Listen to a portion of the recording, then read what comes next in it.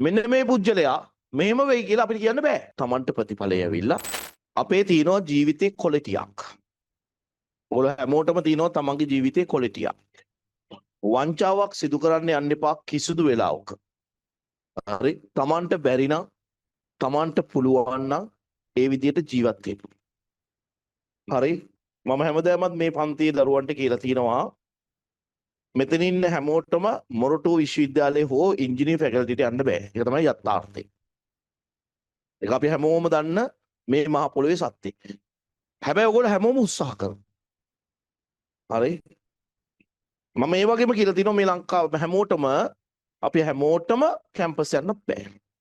ඒක තමයි මේ මහ පොළොවේ තිබෙන සත්‍යය. හැබැයි මම ඔයගොල්ලෝ හැමෝටම කියලා තියෙනවා අපි හැමෝටම වෙන්න පුළුවන් දේ මොකද පුතේ? එක්සෑම් එක පාස් වෙන්න. S3 ගන්න පුළුවන්. හරිද?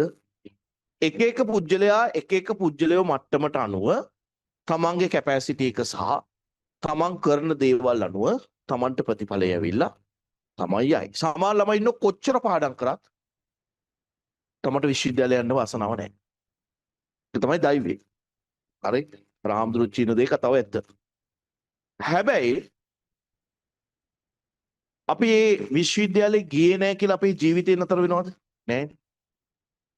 විශ්වවිද්‍යාලේ ගිය පුජ්‍යලයා එතනින් උඩට එයාගේ ගමන එයා යයි. ඉංජිනේරුවෙක් වෙනවා නම් ඉංජිනේරුවෙක් වෙයි. වෙනත් කෝස් එකකට ගිය ළමෙක් වෙනත් කෝස් එකකට යයි. ඒ ලෙවල් පාස් වෙච්ච ළමයා ඊළඟට මෙතන ඉන්න ළමයි ප්‍රයිවට් කැම්පස් එකේ යයි. සමහර ළමයි මෙතන ඉන්න ප්‍රයිවට් කැම්පස් යන්න බැරි ළමෙක් S3ක් ගත්තොත් ඌ ජර්මන් ටෙක් යයි. හරි? තරුණ සේවා සභාවේ මොන හරි කරා. ඕන් තරම් දේවල් තියෙනවනේ කරන්න. එහෙම නැත්නම් ශිකන්ෂය කරයි. එහෙම නැත්නම් මොකක් හරි එකක් කරලා තමන්ගේ ජීවන වෘත්තය තමන්ගේ ජීවිතය ඉස්සරහට කරගෙන යනවා. එතකොට තමන්ට ලැබෙන ආදායමක් කරගෙන තමන්ගේ මට්ටමට ජීවිතේ ජීවත් වෙන්න. ඔකට යථාර්ථය ඔක තමයි පුතේ සබදාහම සහ යථාර්ථය. ඔය ගමනේ තමන්ගේ දෙමව්පියෝගේ ආර්ථිකමය වශයෙන් ශක්තිමත් භාවය අනුව තමන්ගේ ජීවිතයට උදව් කරයි. තාත්තම්මට සල්ලි තියෙනවා නම් ඔයාට ඒ මුදල් භාවිතා කරලා ඔයාව ලොකු තැනකට ගෙනියයි. තාත්තම්මට සල්ලි නැත්තම් හැබැයි ඒ මිනිස්සු කන්න බොන්න දීලා හරි ඔයාගේ ජීවන ගමනට ශක්තියක් වෙයි. ඒක තමයි යථාර්ථය. හරි? එතකොට මට මෙතන ඉන්න කවුරුත් අනාගතේ මෙන්න මේ පුජ්‍යලයා ධනවතෙක් වෙනවා. මෙන්න මේ පුජ්‍යලයා මෙහෙම වෙයි කියලා අපිට කියන්න බෑ. ඒක අපේ කැපැසිටි එක සහ අපි කරන කැපකිරීම අනුව ලැබෙන දේවල්. හරි?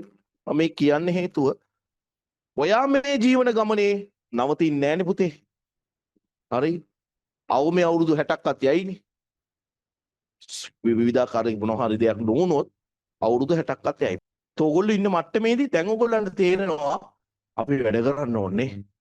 දැන් ඔයගොල්ලෝ නිකම හෘද සාක්ෂිය දෙකක කතා කරලා බලන්න මුලදී වැඩ කරපු ප්‍රමාණයට වඩා මෙතන ඉන්න බහුතරයක් දැන් වැඩ කරනවා.